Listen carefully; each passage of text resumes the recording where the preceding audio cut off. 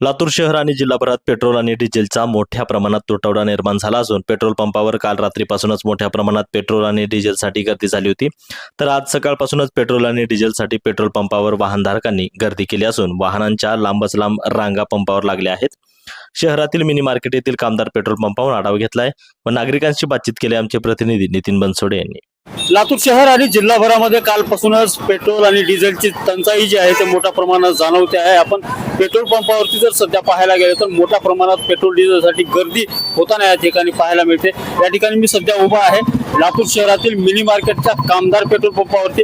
या ठिकाणी जर पाहायला गेलं तर सकाळपासूनच मोठ्या प्रमाणात पेट्रोल आणि डिझेलसाठी गर्दी तयार झालेली आहे. आपण पाहू शकतो या ठिकाणी गाड्यांच्या लांबच लांब रांगा ज्या आहेत त्या या ठिकाणी लागलेल्या आहेत. सकाळपासूनच अगदी रात्री देखील मध्यरात्रीपर्यंत ही गर्दी अशाच पद्धतीची होती आणि आज सकाळी पहाटेपासून जी आहे ती गर्दी अशाच पद्धतीची पाहायला मिळते. आणि एकूणच जर आज मिनी मार्केटच्या इथल्या कामदार पेट्रोल पंपावरची परिस्थिती पाहायला गेली तर अशा प्रकारे या गाड्या ज्या आहेत ते वाहनं जी आहेत ते अशा प्रकारे लांबवर म्हणजे महानगरपालिकेपर्यंत मिनी मार्केट ते महानगरपालिका या महानगरपालिकेपर्यंत ही गाड्याची रांग पेट्रोल आणि डिझेलसाठी या ठिकाणी झालेली आहे. आणि एकंदरीतच परिस्थिती पाहता लातूर शहरातील नागरिक जे आहेत ते मोठ्या प्रमाणात पॅनिक होताना या ठिकाणी दिसत आहेत. मोठ्या प्रमाणामध्ये या ठिकाणी वाहनांच्या रांगा लागलेल्या आहेत. या ठिकाणी माझ्यासोबत काही प्रवाशांना आपण बोलण्याचा प्रयत्न करूया. या ठिकाणी माझ्यासोबत BL वाघमारे आहेत, ते सुद्धा सकाळपासून ज्या वाहनाच्या रांगेमध्ये लागलेले आहेत. मला सांगा कधीपासून तुम्ही थांबलाय आणि काय परिस्थिती आहे पेट्रोल डिझेलची?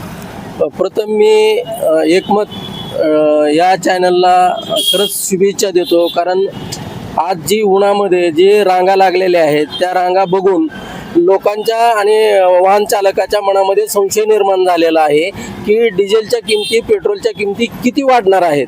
स्टॉक ह्यांनी ठेवलेला असेल पंपवाल्यांनी, त्याचे ज्यावेळेस किंमत वाढेल त्यावेळेस ते बाहेर काढतील स्टॉक. पण आज सकाळपासून खूप त्रास झालेला आहे लोकांना.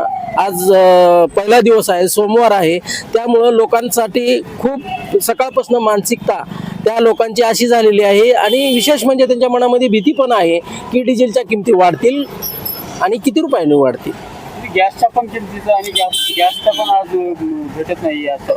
हो, बरोबर तुम्ही जे म्हणताय ते बरोबर आहे, कारण गॅससाठी लोकांची तारांबळ आहे, पेट्रोलसाठी तारांबळ आहे, सिलेंडर म्हणजे ज्या काही गोष्टी आहेत त्या सरकार जाणून बुजून जनतेला त्रास देण्याचा प्रकार हा दिसतो की जेणेकरून आता 3 राज्याच्या निवडणुकी आहेत आणि 3 राज्याच्या निवडणुकी डोळ्यासमोर ठेवून पेट्रोल आणि डिझेल आणि गॅसच्या ज्या किमती आहेत त्या थांबवल्या होत्या.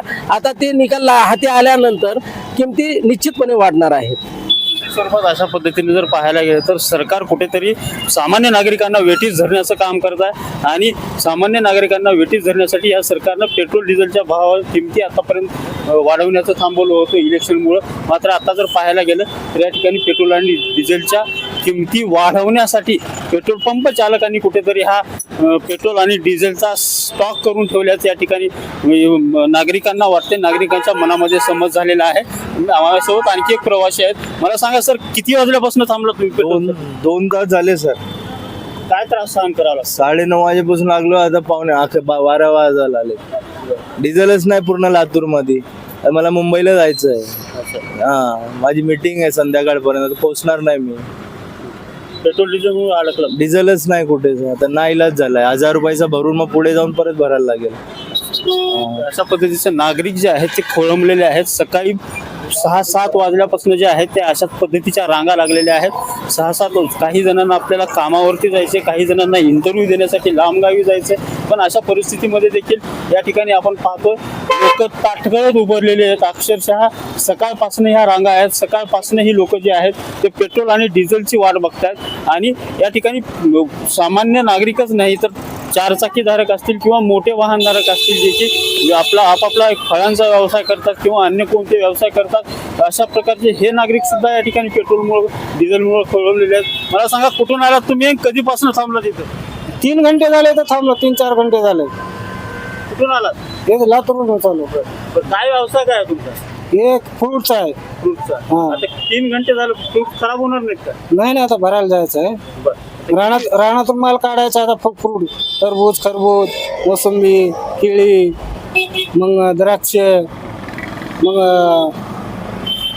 टमाटर आता पेट्रोल डिझेल मिळत नाही तर ते काय झालं रस्त्याला रांग लावतो उशीर होऊन नुकसान होणार नाही. होणार मग काय करणार शेतकरीचा माल आहे, रानामध्ये तोडून ठेवलेला माल आहे, माल आता तोडायला चालू झालंय, आता मार्केटला माल घेऊन यावं लागते, मालच भेटणार झाले, डिझेल भेटणार रांग कुठे रांगा लागली बघा ना तुम्ही.